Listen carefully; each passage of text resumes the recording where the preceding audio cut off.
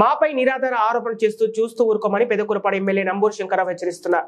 పల్నాడు జిల్లా క్రోసూరులో TDP office వద్ద పందిరి దగ్ధమైన ఘటనలో టీడీపీ ఎమ్మెల్యే అభ్యర్థి భాష్యం ప్రవీణ్ ఆరోపణలపై పెదకూరపాడు ఎమ్మెల్యే నంబూరు శంకరరావు స్పందించారు. గత 5 ఏళ్లుగా పెదకూరపాడులో ప్రశాంత వాతావరణం ఉందని, కానీ టీడీపీ అభ్యర్థిని ప్రకటించిన రోజు ఎలాంటి ఘటనలు జరుగుతున్నాయన్నారు. టీడీపీ కార్యాలయం వద్ద పందిరి దగ్ధమైన ఘటనతో తనకేం సంబంధం లేదని ప్రశ్నించారు. కార్యకర్తలు బైకులు కుర్చీలు అన్ని క్షణాల్లో మాయం చేసి వాళ్ల పందిరి తగలబెట్టాలనుకున్నారు. గతంలో ధరణికోటలో తమ వైఎస్ఆర్సీపీ పార్టీ కార్యాలయాన్ని తగలబెడుతూ 2 టీడీపీ కార్యకర్తలు రెడ్ హ్యాండెడ్ గా దొరికిపోయారన్నారు. ఇప్పుడు ఎవరు నిప్పు అట్టించారో తెలియదంటూనే తమపై ఆరోపణలు చేయడం సరికాదన్నారు. ప్రజాప్రతినిధిగా ఈ ఘటనను ఖండిస్తున్నానని, బాధ్యులను వెంటనే గుర్తించి శిక్షించాలని పోలీసులను కోరుతున్నారు. క్రోసూరు ప్రజాగలం సభలో తనపై చంద్రబాబు ఆరోపణలకు తాను సమాధానం ఇచ్చానన్నారు. అంతేకాని విద్వేషాలు రెచ్చగొట్టే విధంగా తాను మాట్లాడలేదన్నారు. ఇప్పటికైనా ప్రజలు అర్థం చేసుకుని విధ్వంస రాజకీయాలకు తెరతీస్తున్న టీడీపీ నాయకులకు ఓటుతో బుద్ధి చెప్పాలని తాను కోరుతున్నానన్నారు.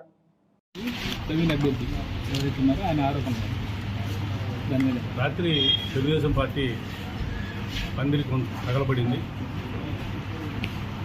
మరి అది వాళ్ళే తగలబెట్టుకొని వైసీపీ మోకలు తగలబెట్టారని చెప్పి ఆరోపణలు చేయడం జరిగింది. మరి రాత్రి 11:30 దాకా కూడా జనం ఉన్నారంట. అక్కడ 5 నిమిషాల్లో జనం ఎట్టిపోయారు. దాంట్లో ఉన్న బళ్ళు కానీ చైర్స్ కానీ ఏమైనా పక్కకి ఎట్ట అయిపోతుంది. మరి అది అక్కడ పడింది. ఒకసారి గమనించాలి.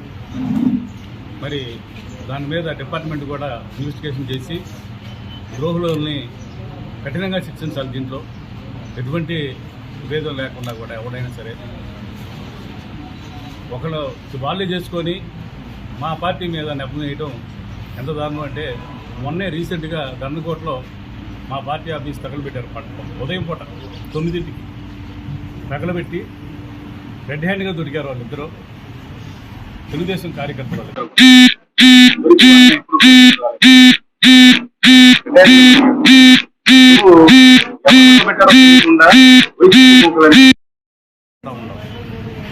అది మరి మీ విజ్ఞతకే వదిలేస్తున్నాం.